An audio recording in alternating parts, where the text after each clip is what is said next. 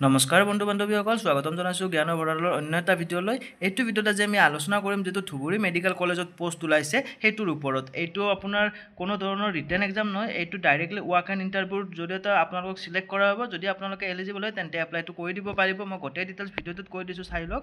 পোষ্টবোৰৰ নাম ক্ৰমে হৈছে লিফ্ট অপাৰেটৰ, তিনিটা আছে। এইটোৰ কাৰণে HSLC পাছ লাগিব আৰু লগতে ITI ট্ৰেইনিঙৰ চাৰ্টিফিকেটখন লাগিব, ঠিক আছে।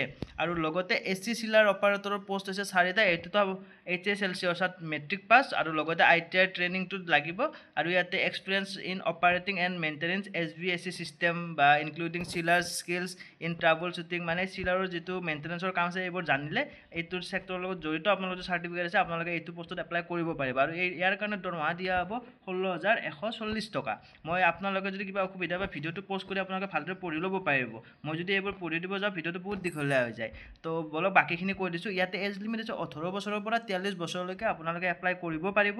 যদি আপোনালোকৰ SC ST বা OBC হয় তেনেহ'লে এজ পাৰ গভ ৰুল আপোনালোকে এজ ৰিলেক্সেশ্যনো পাব। আৰু এইটো 6 মান্থৰ কাৰণে দিয়া আছে। যদি পাৰফৰ্মেঞ্চ আৰু যদি ৰিকুৱাৰমেণ্ট হয় আগলৈ তেনেহ'লে এইটো এক্সটেণ্ড কৰিব পাৰে বুলি দিয়া আছে। আৰু লগতে দিয়া আছে এইটো এংগেজমেণ্ট পিয়ৰলি কণ্টেক্সুৱেল বেচিছ।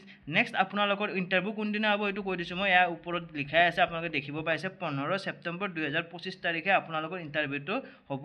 আৰু লগতে আপোনালোকৰ ইয়াতে ডকুমেণ্টছ কি লাগিব দিয়া আছে, চাওক।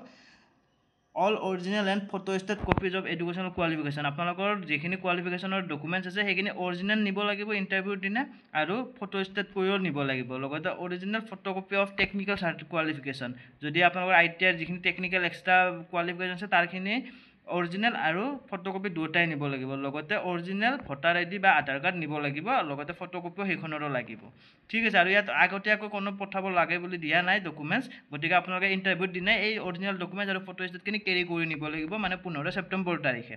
ইয়াত দিয়া আছে, আপোনালোকে দেখিব পাইছে এড্ৰেছটো।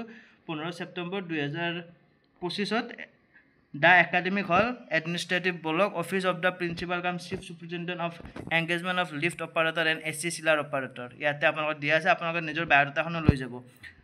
এড্ৰেছটো ইয়াতে দিয়া আছে, এড্ৰেছটোত আপোনালোকে দেখিলে গম পাব এইটো। আৰু অফিচ হ'ল এইটো, principal cum chief superintendent Dhubri medical college and hospital, Dhubri, Assam.